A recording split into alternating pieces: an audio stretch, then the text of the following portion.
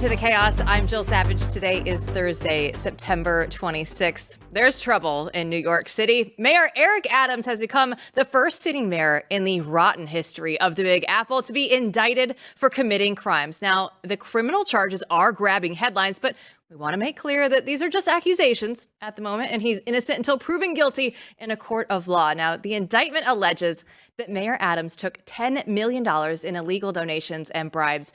And the U.S. Attorney's Office claims that he sought and accepted gifts and contributions from wealthy foreign business people and even a Turkish government official. Mayor Adams on Monday morning pushed back against the serious accusations and argued that he was being targeted for speaking out against the Biden administration. My fellow New Yorkers, it is now my belief that the federal government intends to charge me with crimes. If so, these charges will be entirely false, based on lies. But they would not be surprising. I always knew that if I stood my ground for all of you, that I would be a target. And a target I became. For months, leaks and rumors have been aimed at me in an attempt to undermine my credibility and paint me as guilty. Just this past week, they searched the home of our new police commissioner, looking for documents from 20 years ago, just 1 week after he joined my administration. Enough. I will fight these injustices with every ounce of my strength and my spirit. Now, you might recall last fall when Mayor Adams spoke out fiercely against the Biden-Harris border crisis, and he said it was destroying New York City. Support. And let me tell you something, New Yorkers. Never in my life have I had a problem that I did not see an ending to. I don't see an ending to this. I don't see an ending to this. This issue will destroy New York City. Destroy New York City. We're getting 10,000 migrants a month. One time we were just getting Venezuela. Now we're getting Ecuador. Now we're getting Russian speaking coming through Mexico. Now we're getting Western Africa. Now we're getting people from all over the globe have made their minds up that they're going to come through the southern part of the border and come into New York City. And everyone is saying it's New York City's problem.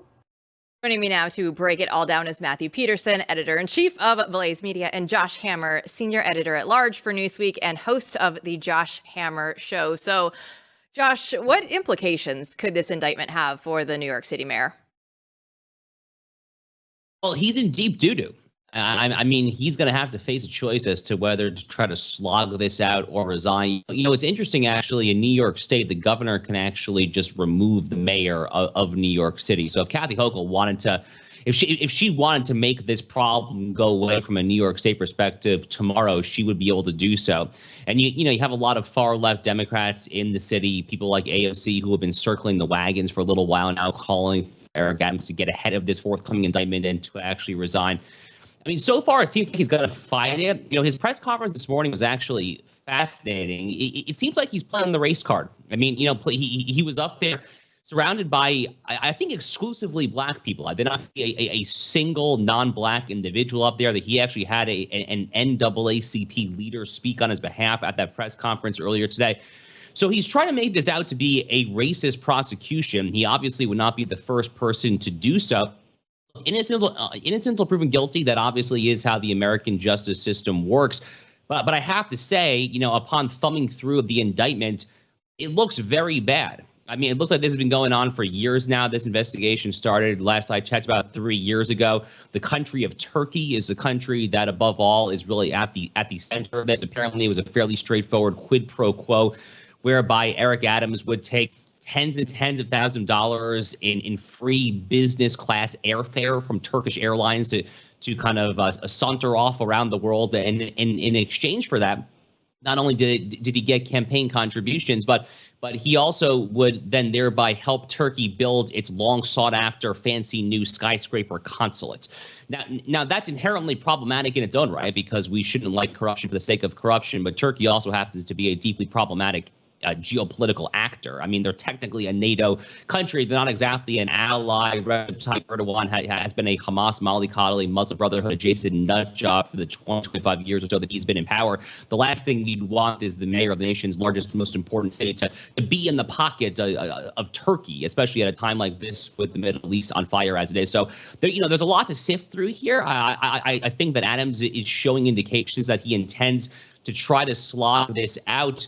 But I mean, look, he wouldn't be the first mayor in the history of New York City, going back to Daniel Day-Lewis and Gangs of New York and Tammany Hall. He wouldn't be the first high-profile Democrat leading New York City to find himself in some sort of deep sort of venality and bribery and corruption. That's for sure. Yeah, Josh, let's talk about that aspect, because what fascinates me, given my own background investigating some of the 88 cities in Los Angeles County 15, 20 years ago, and you see now some of those people getting in trouble with the FBI. Jose Huizar, the New York Times had an article not long ago about how many city council people in LA got in trouble. My general take on this is probably similar to yours, which is that technically speaking, most major city political machines are corrupt or violate the law in various ways. And that happens every day, right? But if you go after a mayor, that's a very powerful person and one of, if not the most powerful city mayors in the country. That's something else entirely. And like you said, this took years. So, I mean, one take would be, look, Turkey was involved. That got the Fed's eyes for good reason. And so they came in on this. But another take would be, and certainly Mayor Adams has encouraged this a little bit, and many on the right are wondering, is this really, maybe he deserves it, maybe everything in here is true, but is this really a targeting operation because he did speak out against the administration? What do you think about that? Yeah, so I'm skeptical that it is retribution for the migrants for a few reasons. And I hate to be a buzzkill. I know that's a very popular theory on right-wing social media, so I hate to be a buzzkill, but I'm skeptical for a few reasons. The single most obvious reason that I'm skeptical is because Eric Adams, prior to his 180-degree turn, prior to that clip we saw earlier where he said that this is going to kill New York City, he was welcoming them in with open arms. I mean, he declared New York City a sanctuary city. Last I checked, and I still have relatives in the New York area, that's where I grew up, there are any number of hotels, condo buildings that are still stocked to the brim with migrants right now. Blue collar workers are having, they're already sky high rent prices that have been skyrocketed even higher due to the supply shortage by this whole crisis. Eric Adams really brought all of that on himself. So, it's a little rich for him to try and pull turn 180 degrees around here and then kind of, have this Jeff Sessions border hawk kind of, vintage. I mean, I for one very much personally, I'm just not buying that. Furthermore, this investigation has apparently been going on for a few years now. My good friend Cal Markowitz had a great essay for the Washington Examiner kind of going through the various allegations. It's kind of a death by a thousand cuts situation. The Turkish stuff is the highest profile stuff in the indictment for me, I think, for sure, because it's a foreign power. It's Erdogan. He's a problematic actor and so forth. But there was a lot of alleged bribery going on here, a lot of attempts to delete evidence when it came to communications with people that he frankly should not have been communicating it with in the first instance.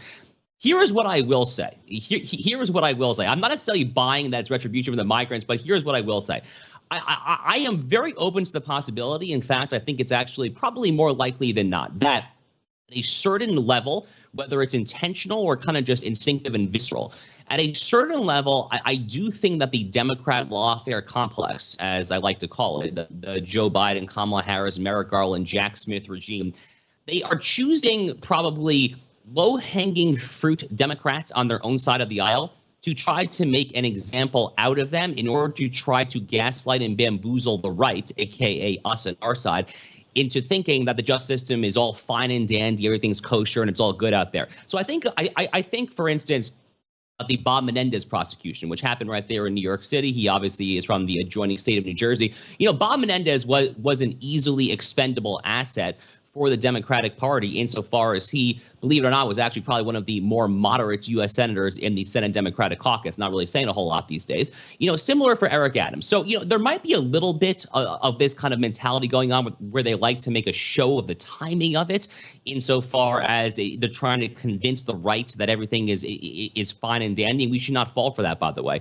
But honestly, this indictment reads quite bad, and I would not be surprised at all if Eric Adams were actually quite guilty on this. Yeah, Josh, I just know our mutual friend Jesse Kelly used to go out there and say, hey, man, Eric Adams, he's going to be the next one in line for president for the Democratic nominees. But now, all for naught. Thanks so much for joining us, Josh. Always a pleasure. Kamala Harris is so holistic. We'll chat with Chris Bedford about Kamala's interview next.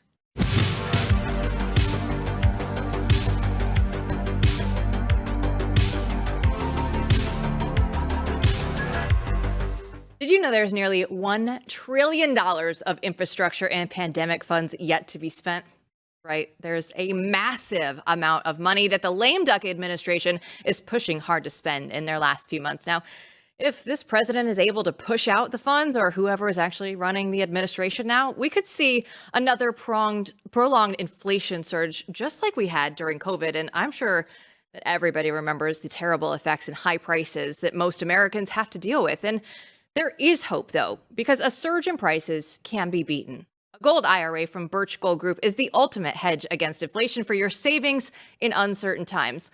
To see how to protect your IRA or 401k, get your free info kit on gold by texting the word Jill to 989898. Birch Gold makes it seamless to roll over your retirement account while preserving your tax advantage status. So don't wait for the president's spending spree to tank the dollar any further. Protect your financial future now. Text Jill to the number 989898 for your free info kit from Birch Gold. Kamala Harris has finally come out of the shadows and into the spotlight, but do the American people like what they're seeing? On Wednesday, she ventured back out to the Keystone State of Pennsylvania, where she delivered an inspiring speech on inspiration. Just watch and you'll see what we mean. We need to guard that spirit. We have to guard that spirit. Let it always inspire us. Let it always be the source of our optimism, which is that spirit that is so uniquely American. And let that then inspire us by helping us to be inspired to solve the problems that so many face, including our small business owners. Peterson, are you inspired yet? I am inspired to be inspired, to inspire others to be inspired. Yeah, she was also out there on Wednesday, and she ventured into the very friendly territory, as we all know, of MSNBC for her sit-down interview with a very vocal Harris supporter in Stephanie Ruhle, where she tried to take the holistic approach. And assistance to state and local governments around transit dollars. And looking holistically at the connection between that and housing. And looking holistically at the incentives we in the federal government can create for local and state governments to actually engage in planning in a holistic manner that includes prioritizing affordable housing. When you get away from MSNBC, though, she does actually have some critics. And her fiercest critic might be the littlest one, because while she was trying to talk circles around her chief competitor, Donald Trump, a child gave her a one-word description for what he's seen so far. What's the first word that pops into your head when you hear the name Kamala Harris? Liar. Kids are brutal. Kids are so brutal. Now, joining us now to break down this sudden Kamala Harris media blitz is Blaze Media senior editor for politics, Chris Bedford. So, Chris, Kamala, what are we doing here? She usually just goes out there and rambles on and on and on. And we saw a little bit with her holistic approach. But do you think that any of her rambling actually has any impact on the American voters? First off, I'd like to compliment that young kid. I sometimes wondered if I was alone living in D.C. Most parents would be mortified to see their 6-year-old chanting "Build the Wall" on a Capitol Hill playground, but I embraced it. I loved it. And I actually kind of understood what liberals did when they were indoctrinating their children to just say things. It's a whole lot of fun when they're completely outnumbered and completely unafraid of it.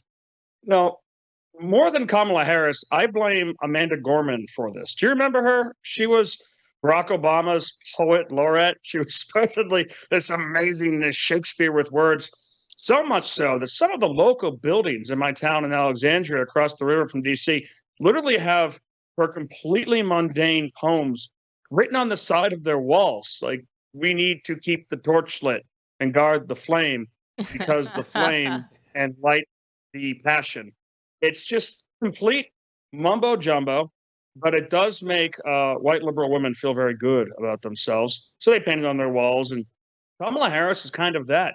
I mean, I think earlier today we were all talking amongst ourselves, comparing her to kind of the average middle schooler presenting a book report on a book they haven't read, but they have to fill 1,000-word count. So they add 1.5 spaces and they space it out as much as they can, and they just repeat themselves and go over and over again. And it makes me realize this is, of course, why they've kept her out of the spotlight for so long. She doesn't do well, even with a really friendly audience, even with friendly supposed interrogators. And I think that the reason you're starting to see this, the reason why you're seeing Joe Biden on The View, despite the fact that his brain is mushy pudding, and the reason you're seeing Kamala Harris go out there and talk to people more and more is because the Democrats are worried about their internal polling. I mean, for the first time that I can remember, leading up to the election, there's more Republicans registered in the United States than Democrats. Well, 10 years ago, 15 years ago, Republican was basically a dirty word. It wasn't something that even if you voted Republican, you were in no move to actually register for it. Maybe you'd be an independent or just non-committed in some way and vote your own way. Democrats are, if you look at the historic trends, they do not have the lead that they would want to have to feel remotely comfortable. Even in the room today, which had about 15 Capitol Hill people, their job as conservatives in Capitol Hill is to be pessimistic. They're used to being lied to. It's kind of like a microcosm of the American voter. They're just used to it, and they understand how much they're being lied to. When someone said, well, raise your hand if you think Kamala Harris is going to win, no hands went up, not a single one. Now, some people thought that she might not win, but she might be the next president. There was a couple people who were as pessimistic as that. But this is a really tight race, and whatever internals the Democrats are seeing is pushing them to say, well, I guess maybe hiding behind the curtain isn't moving the numbers the way we want it to, and vibes might not be enough. Maybe there's a future for the Republic. Yeah, this is the interesting thing here. I mean, and at this point, like you say, why not? Send her out. I mean, it's not working. We have to send her out a little. I think that a lot of people on the right want the following to be true. That when you send her out, people will see what an idiot she is, talking about inspiring people and whatever. And it just will implode, because for someone, just personally like myself, if I watch her, I think, this is not a serious person. This is not a serious country. If we think this is a serious person, I refuse to pretend that this is a serious person that I have to take seriously to imitate Kamala. So that's one line of thought, right? But in the present context, that might be wishful thinking for us, because as you point out, it's still a close race. They're going to send her out there. These aren't dumb people. They see, I mean, you could see the look on Oprah's face as Oprah watched her. Just even Oprah was, I mean, even Oprah, who's like, her job is to look amazed at people who are borderline retarded for 20 plus years, right? That's what Oprah does. She makes them, invites them in, and oh, this is amazing. Even she's just looking at her like, girl, I don't know, right? So the question is, does it matter? I mean, and it may in fact not matter, because it's still close. And like you said, maybe it's the case that we are unserious. Many people are unserious, and they mistake, what doesn't have depth and what is kind of falsely considered profound to be those things.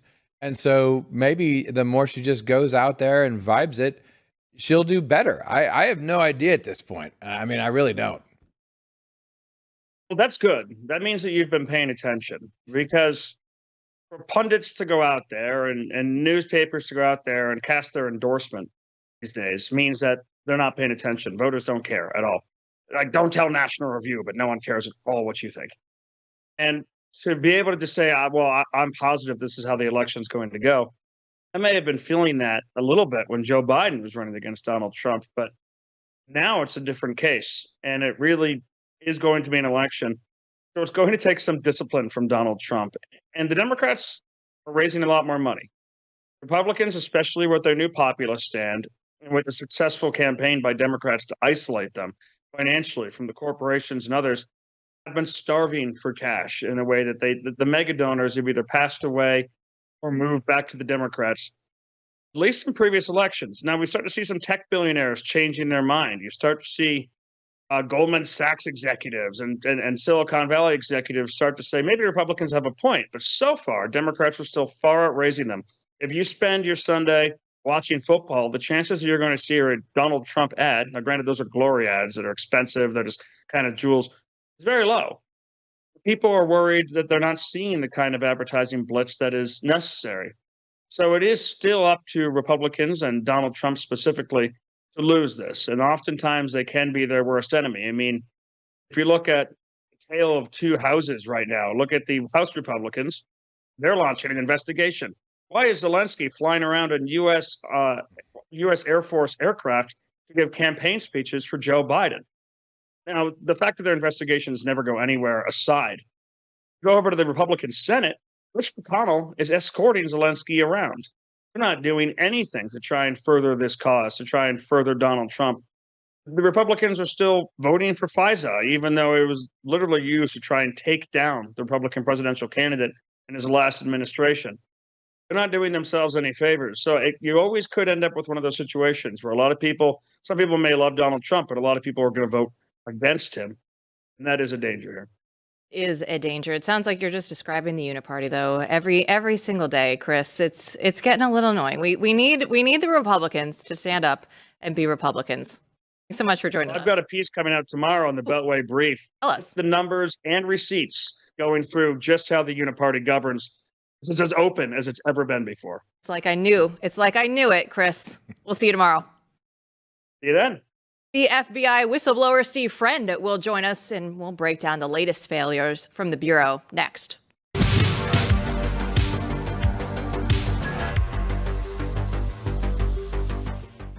The radical left keeps talking about court reform, and the radical left, they want to eliminate the court's conservative majority by packing the Supreme Court with their own handpicked justices to get the outcomes that they want. And even President Biden has gotten into the act by making reforming the court one of his final priorities before he leaves office. But don't be fooled, because their endgame is really court packing.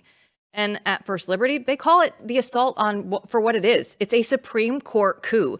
These extremists want to eliminate the court's conservative majority by packing the Supreme Court with their own handpicked justices to get the outcomes that they want. And the frightening thing is that come January, their plan could become our nation's reality. Simple majority votes in the House and Senate combined with the president's signature could turn their plan to pack the court into law. But right now, if we unite our voices, if we take action together, we can put a stop to the radical left's plan to take control of the Supreme Court. The future of the court, preserving an independent judiciary, is in our hands.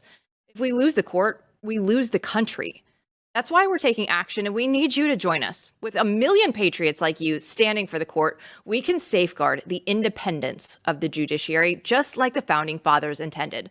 And by saying no to the left's Supreme Court coup, we can secure the blessings of liberty and protect the future of our constitutional rights for our children and grandchildren. Go to supremecoup.com/Jill. That's supremecoup.com/Jill to learn how you can help stop the radical left's takeover of the Supreme Court. The FBI, are they our friends?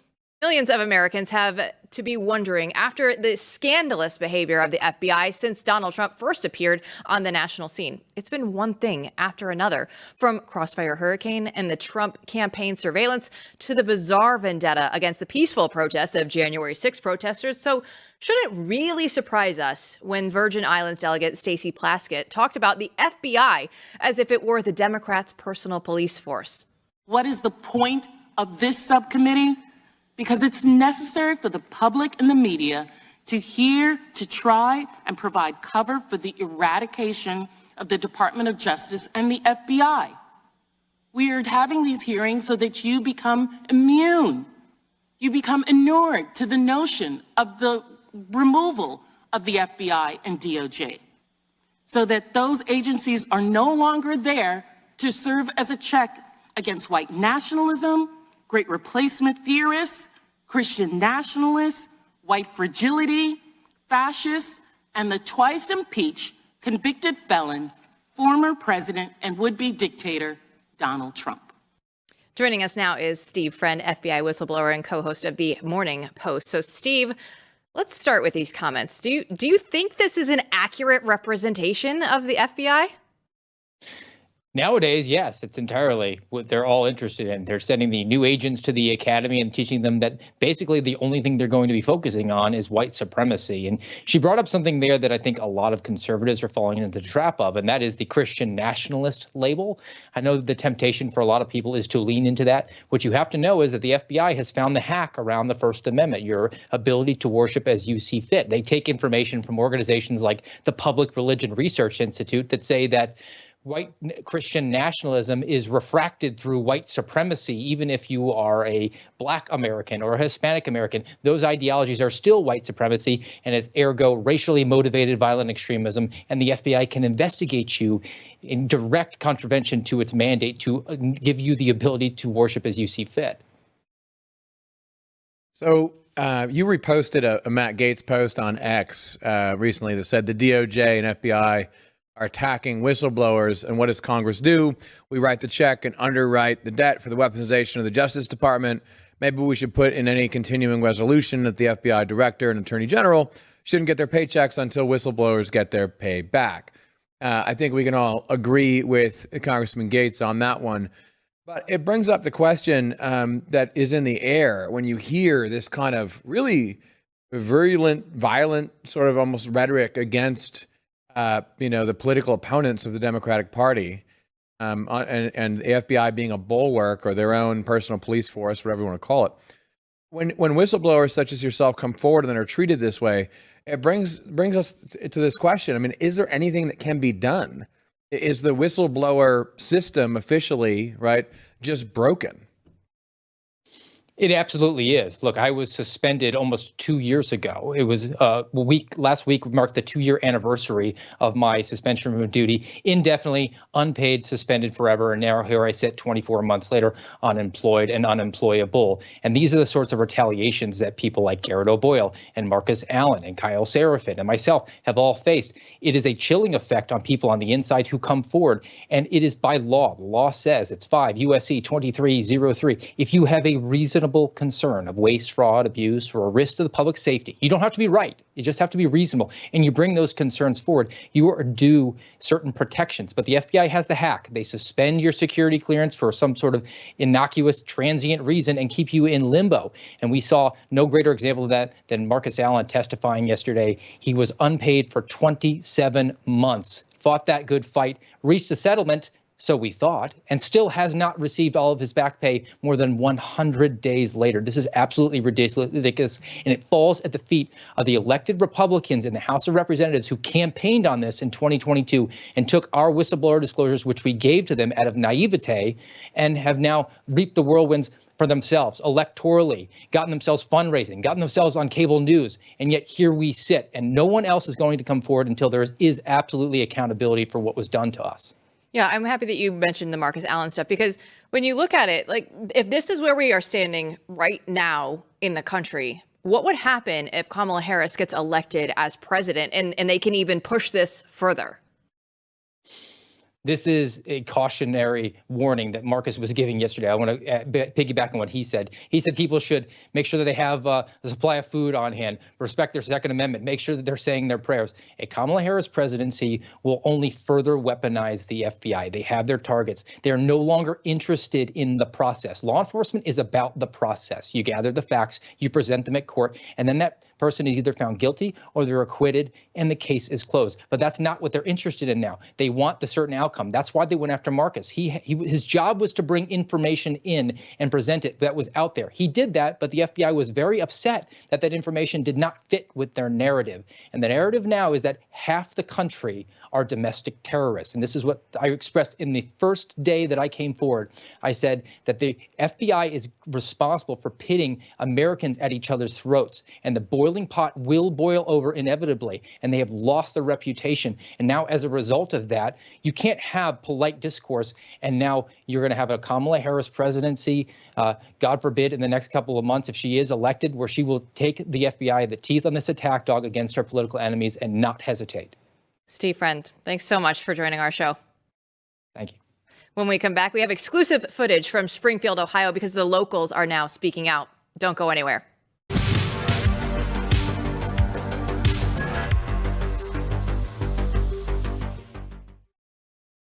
The Haitian migrant crisis in Springfield, Ohio is still in the national spotlight, despite report attempt of the town clampdown on citizens speaking out. But our Julio Rosas was there and has been catching up with people all week. He sat down with an anonymous local resident to discuss how the crisis is threatening the children's safety. If you value your safety, don't come here. It's not worth it. It's not. Our town is suffering because of this influx. This person has worked for the Springfield City School District for half a decade. We offered to do the interview anonymously because the district sent a memo forbidding staff members from speaking to the media. So you've really seen the difference between, 2021, 2022, and with the influx of Haitians. So what was some of the first things you've noticed when it came to, in your area? They don't really understand our language. And you would think with them coming to America, they would at least know a little bit, enough to get by. They don't understand it at all. Between 2019 and 2023, the number of students who don't speak English in the district rose 350%. It puts a strain on everybody in the district. But the major concern is how difficult it's become to safely transport students to and from school. We want to safely get your kids home. We want to safely get your kids to school. We want to give you that peace of mind with our safety. Unfortunately, we have no control of what happens outside. We only have control of what happens inside. Of the bus. Yes. I'm talking about like aides actually crossing the road with the little ones, making sure that people see them, because people do run our reds. It's not just Haitians doing it. It's Springfield people too. They run the reds all the time. The reds are the stop sign on the bus. In your opinion, is the school district doing enough to try to mitigate those outside factors, or is it just they have done all they can and that's it? Our resources are exhausted. Our law enforcement, our fire department, everywhere is exhausted of its resources because of this influx. It's not just within the school district, but it's everywhere. It's really bad. One thing that stuck with me with interviewing some of the people who had relatives who were on the bus last year in last year's crash, the kids were scared of getting back on the bus. So did you run into that a lot? Yes. Do you still run into that? Yes. So, worst case scenario, another bus gets hit. Mm-hmm. Do you think the response from the police and the fire... It's going to be slower. It's going to be a lot slower? Yep. Unless they make that their number one priority. That way the news don't get to it. That's if. Mm-hmm. And we're talking about situations where seconds count. Yeah. To save lives. Mm-hmm. That's a scary thought. Yeah, it is a scary thought. Are the kids safe on those school buses? If you put in all the factors, the outside factors, no. It's a very powerful video there, and to just think, you're a small town in, middle America, out there in Ohio, and you're like, wait, you're telling me that my kids aren't even safe on the school bus anymore? Yeah, what's interesting is that you have to be anonymous in order to do these interviews. And so we, throughout the entire week, it's one of the reasons we need you to subscribe to Blaze News. We're showing on BlazeTV all these interviews that no one else has of actual residents in Springfield. And what you see is a lot of people, they really are threatened, right? Even in that small town, if they speak out about obvious things like many thousands of people who can't drive very well and yet are being allowed to drive and not really being punished for it in a normal way. And then, threatening people on the road every time you go out. So some people who live in the outlying areas won't even drive into Springfield anymore at all. And this is what's happening in the middle of the country, and it's not just happening in Springfield, it's happening all over. And what's really kind of sad about this is there's no reason for it. We don't have to live this way. There was no reason to do this in the first place, and there shouldn't be any reason for an American to be afraid to not be able to come on camera and to be threatened like many people in the town are. Well, another anonymous person that Julio was able to catch up with was a Walmart employee, and they've been speaking to him about how their store has been impacted by the influx of Haitians.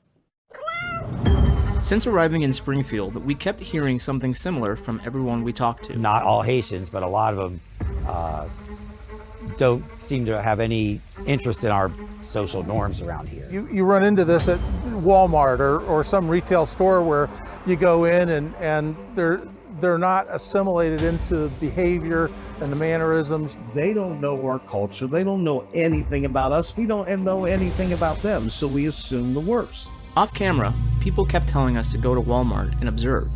Walmart has a rule prohibiting cameras inside their stores, so we got an employee to talk to us instead. They asked to remain anonymous for fear of retribution from their employer. What have you seen in your time working at one of the Walmarts here? So there has been instances where either feces has been found on the floor or a child will just pee all over themselves just for no reason. Like in the aisles? Yes. So not the bathrooms? No. Okay. So they just relieve themselves. Sometimes they're in cases where they relieve themselves in the aisles. Yes. There has been also instances where I have seen them just changing their clothes right in the middle of the aisles. There has been a couple of instances where a customer has come to me telling me that a Haitian man has been creepy towards female customers. There has been an instance where I was walking outside and I saw one of the Haitian mans at one of the checkouts threatening one of our checkout people. They will take a diaper off of their child and roll it up into a pair of jeans. What would you say has been the craziest thing that you've seen in relation to Haitians in Walmart? There was a instance not that long ago where a Haitian child was found in the infant apparel section and the mother couldn't be found. The child could not speak English at all.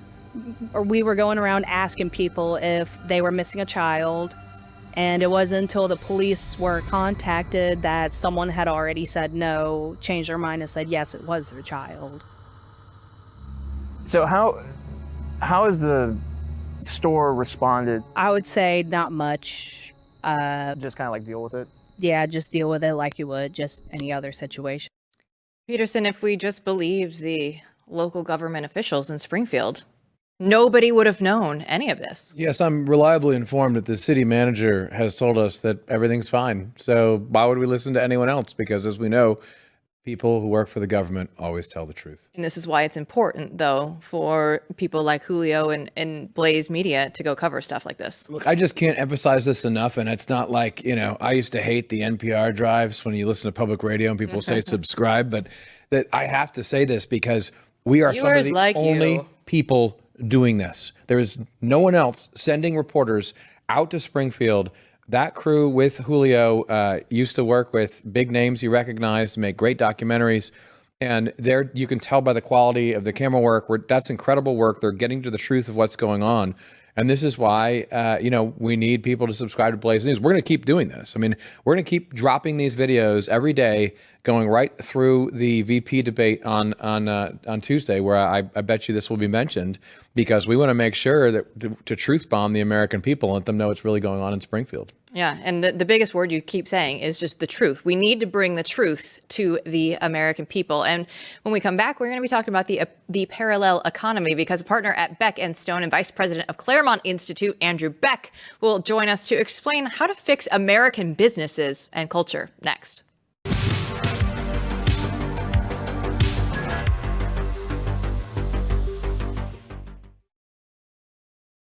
What's the cure for the biggest issues plaguing American businesses and culture? In an exclusive interview with Blaze News, Andrew Beck, partner and co-founder of Beck & Stone and vice president of communications at Claremont Institute, highlighted the need for competency, economic literacy, and rebuilding the American brand. And he joins us now. So, Andrew, let's start with what you do at Beck & Stone. Tell everybody.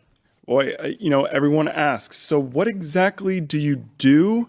And that's always a difficult question to answer because we do whatever our clients need us to do. And that might take a different form. A lot of the times it does revolve around communications and, of course, graphic design and the building of websites or ad campaigns. But ultimately, we are about brands. The brand of an entity or even a person is what people think of when that name comes to mind. So it is truly a social construct. And so we help construct those constructs. That's really what branding is. And that's what we do. So when you think about how important this is, I mean, it's really branding is everything, right? If you're a company, if you're a person in the environment that we live in now, everyone's trying to be an influencer, et cetera.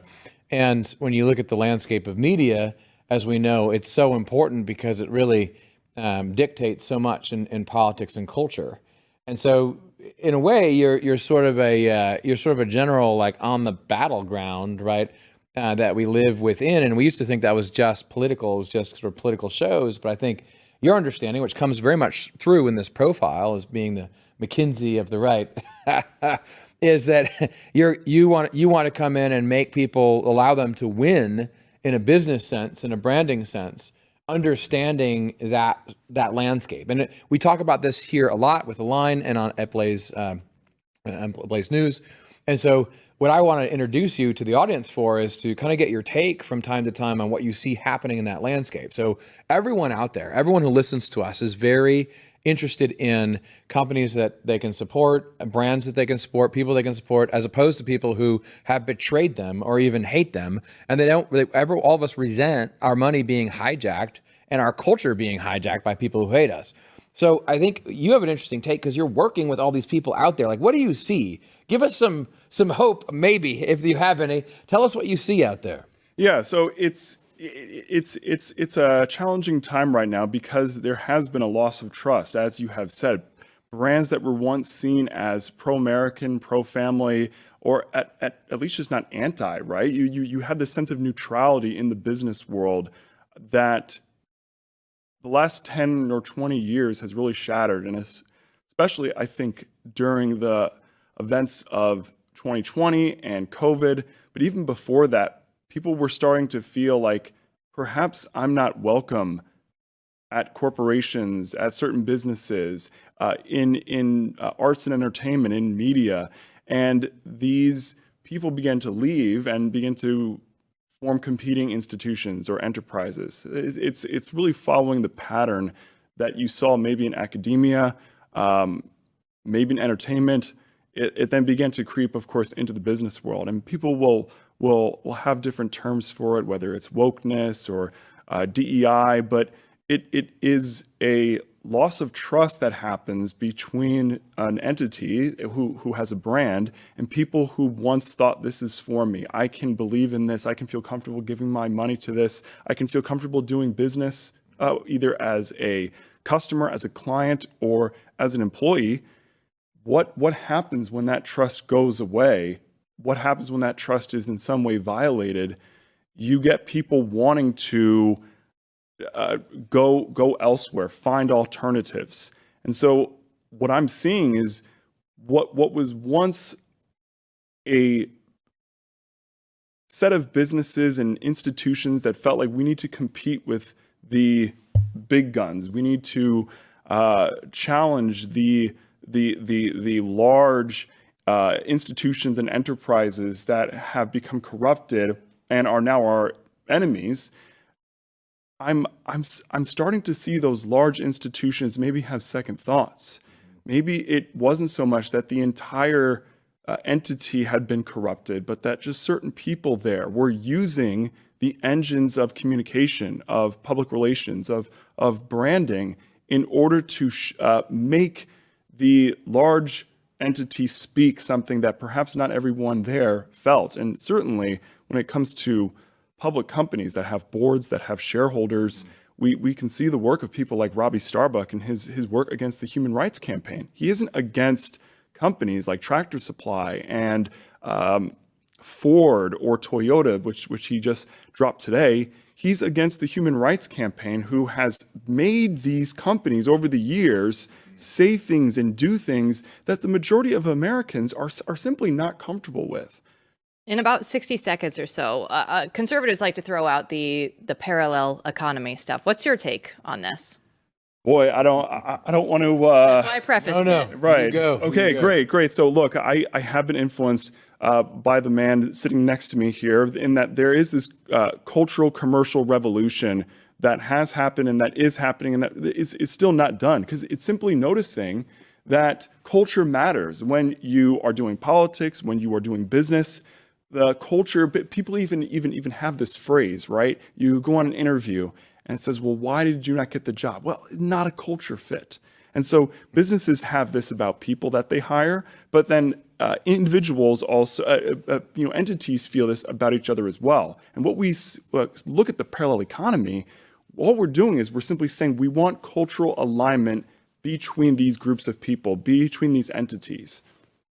And that's not an entire system. It's just simply finding people who can align along cultural lines. And is it fair to say, like, parallel is a word that we probably both don't like? Just like an American economy, or an economy that actually serves people well and gives them what they want. And if that means Disney changes, Harley Davidson realizes they're being idiots and alienating their people, great, right? I mean, that's even better. I'd rather see those big companies saved. We want that. And so I think it's interesting, though, because you're on both sides of this. You're working with all these companies and seeing them. And what you're saying to us today, I want you to verify this, is because you're going to give us the white pill right here, as the kids say, the message of hope, which is that you're seeing even some of these big dogs actually, honest to goodness, rethink. Yeah, it is not a easy task, because you have people who are heavily entrenched at these corporations and want to defend their ground with all they have. But yes, we are close. We are having more impact by the moving into clinging to our own values and wanting to live by them. We are having more impact than we realize. And Peterson, this is what we're doing at Align. Yeah, this is happening in real time. Realignment and commercial cultural revolution happening in real time every day. This is why we're here. This is why we're here. This is why we're here at Blaze News tonight. And if you like the show, please subscribe to your podcast, your favorite podcast platform out there. Don't forget to rate and review the show. It helps everybody else to go find it. We'll be back with more tomorrow night.